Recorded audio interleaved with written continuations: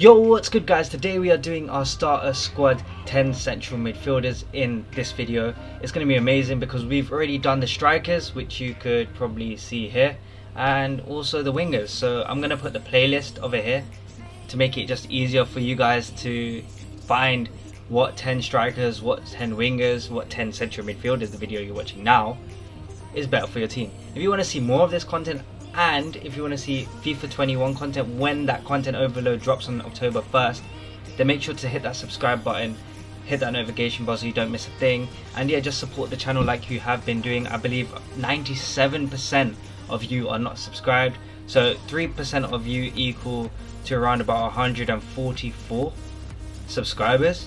So if 97% of you are not subscribed, imagine how many subscribers I could have. So yeah guys, make sure to hit that subscribe button and let's get into the video. Right guys, so we're going to start backwards again like last time, and we're going to start from number 10. I put Franck Kessie. I believe that's his name. It is Franck Yannick Kessie. So the reason why I've gone for this player is because he's got very well-rounded stats. He's got everything above 70 and he's got 87 physical. He's going to be a brute in midfield, a solid DM. An anchor chem style would boost up his pace to near 80. He'll get 85 defending and he could have in excess of 90 physical. So this card is truly one to look out for. He can do it all. He can shoot a bit, he can pass a bit, and he can definitely keep the ball with his 77 dribbling. So yeah, I do think that he'll be a key signing as a starter squad midfielder and should be one that you guys should be looking to invest into. In at number 9, we've got Renato Sanchez. So the reason why I've gone with Renato Sanchez is because he's like Franck Kessie as well. However, he's not a rare card. I feel like his stats are also a little bit better than Kessie's, and yeah, he's just very well rounded. 81 physical, 81 dribbling, which means that he's very good on the ball. His team of the season this year on FIFA 20 was insane, and looking at how the stats are faring up on FIFA 21, it looks like dribbling could be the new meta and not so much pace. But Renato Sanchez in the centre of midfield has pace as well with 79 pace. As I said, an anchor chem style would do him so well. Even if you didn't want to use an anchor, you could use an engine as well to boost that passing in excess of 80. So he could get 85 pace, 85 passing, 80 passing and 85 dribbling. He could be a truly amazing box-to-box midfielder, maybe even a DM. It depends how you want to use him, and he doesn't look to break the bank. Now this guy last FIFA was an absolute brute, was an absolute beast at the start of the game, and I predict that he will be a beast again because of his physical stats, his dribbling stats, his passing stats and his pace stats, even his defending. He just looks like a very well-rounded DM, and with an anchor chem style, this guy will be insane. Like, I do think that Sissoko will be one of the best DMs in this game, so make sure to look out for Moussa Sissoko. I reckon if you can pick him up early, you can pick him up on cheap, he will be good. Even though he's 79 rated, don't be worried too much about his rating. He is going to be a beast at the start of the game because he was last year. Now in at number 6, the reason why I've gone with Bernardeschi at number 6 is because for a cam with 5-star skill moves, he could be very effective with that 80 pace, 80 passing and 83 dribbling. He will also have strong links into anyone in Piemonte Calcio. If he gets a link to Dybala as well, I'm not saying Ronaldo because that will be way too early to get him. If you get him, then GG's. But Bernardeschi to Dybala as well, that is just a match made in heaven. And with 5-star skills in behind the strikers in Serie A, that is highly effective. You could get a strong link to Douglas Costa as well if you really wanted to on the left. With an engine chem style, you'll see his passing go up, his dribbling go up and his pace go up, so his card can truly be amazing. He would probably have 85 pace, 85 passing and 88 dribbling with 5-star skill moves in the center of the park. How insane will that be? And he will not break the bank at all. I feel like he'll be even cheaper than our previous options. Although he's not a DM, he will do an effective job at CAM, at cam. Now in at number 6, we're whizzing through these today, and the reason why I've gone with Keita in at number 6 is because he does get that strong link to Thiago now, and loads of people are going to try and incorporate Thiago into their team once he gets a few informs because of him being in the Premier League. He also gets a strong link to Jordan Henderson, Wijnaldum. There are so many players in that Liverpool midfield that you would want to link him to.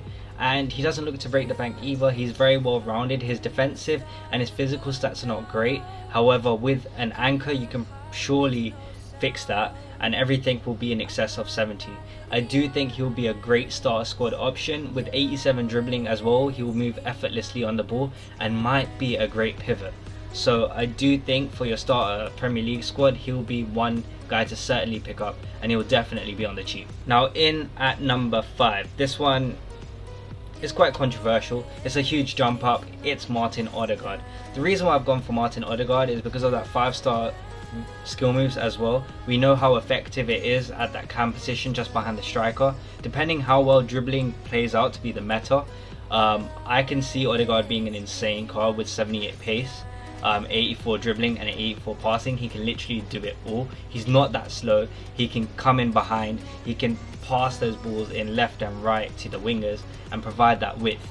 I really think that with 5-star skills, and if he has a 5-star weak foot, this card will be unreal. And the fact that he's at Real Madrid as well would allow him to get that strong link to Valverde. So you could get a pretty cheap starter squad with only Real Madrid players if you really wanted to get him that strong link with Valverde, or give him that strong link to Rodrigo, or give him that strong link to Vinicius Jr. You can do it all. You can play him as a false 9 if you really wanted to, but I do think that Odegaard will be a huge option for you guys at the start of the game, and I don't think he'll break the bank for an 83 rated player. Now in at number 4, this one is one of the best cards that I've seen for an 82 rated in a long time. His stats look pretty much insane. I mean, with 74 pace being the slowest or worst stat that he has, he's got 78 shooting, which is decent for a DM, 79 passing, which is decent for a DM, 80 dribbling, which is incredible for a DM, and 83 defending, which is really good for a DM, and same with 87 physical. He is an insane card. He'll be able to link to Zagadou at the beginning of the game, Mannii at the beginning of the game. He'll get that strong link to Royce if he really wanted to, and he can play probably for the first month of FIFA no problems. His stats look amazing. With an anchor, he can get 90 defending, 90 plus physical, and 80 pace. How crazy is that for your DM? At an 82 rated as well. And if you didn't want to go that route and wanted to play him as a box to box, you could just put an engine on him. He'll have 80 pace, and then you can put his passing will be at 85, and his dribbling will also be at 85. So you've got someone that can dribble, and then even that will be sick because he will still have 83 defending and 87 physical. For the high pressure situations and the high pressing, he'll be very meta. He'll be very good in this game. Like, I feel like this player will not get overlooked. Everyone's going to try and buy him, but you guys, if you can get him first, just do it. He is incredible. Next, we are going to go with Quincy Promes. Now, Quincy Promes is in at number 3. The reason why I've done that is because there are many Dutch options right now, and Suarez might be going to Ajax from what I've seen or heard. I don't know how true that is, but there are still many options. He can still link to Daniel Marlin as well, who is an incredible striking option, and he is crazy with 89 pace, 5-star skill moves again, and I believe he had 3 or 4-star weak foot. I think it was 4-star weak foot last FIFA. With 82 dribbling, 80 shooting, and 79 passing, you cannot go wrong. With 71 physical stats as well, that's not the worst for a cam. It's pretty good. I mean, another engine. I keep saying engine. For attacking players, I prefer an engine because it increases their responsiveness, and right now that's all you want to do, increase Promes' responsiveness. And if you do that, you've got not just a brilliant cam, you've got a deadly cam that can also finish and that can also score goals. Next, in at number 2, it's a huge rating upgrade, it's a huge rating boost from 82, but we've got Thomas Partey over here. The reason why I've actually put Partey here is because for an 84 rated card, yes, his stats might be a little bit underwhelming. However, for a DM, if you put a flipping anchor on this guy, he's an absolute beast. Like, you're going to have him with 76 or 77 pace, and then you're going to have him on 87 or 88 defending with 90 physical. How crazy is that? Like, I think that is one of the best DMs that you can probably see. Like, honestly. Yeah, Thomas Partey, I don't really need to say much. His card is just dirty. It's just filthy. 81 passing as well and 81 dribbling. you can do a lot worse with your coins, definitely. Now, for the best central midfielder, that is probably going to be OP. That might be affordable. I don't know if he'll be affordable yet, but looking at his stats, he might not be. His card looks absolutely disgusting.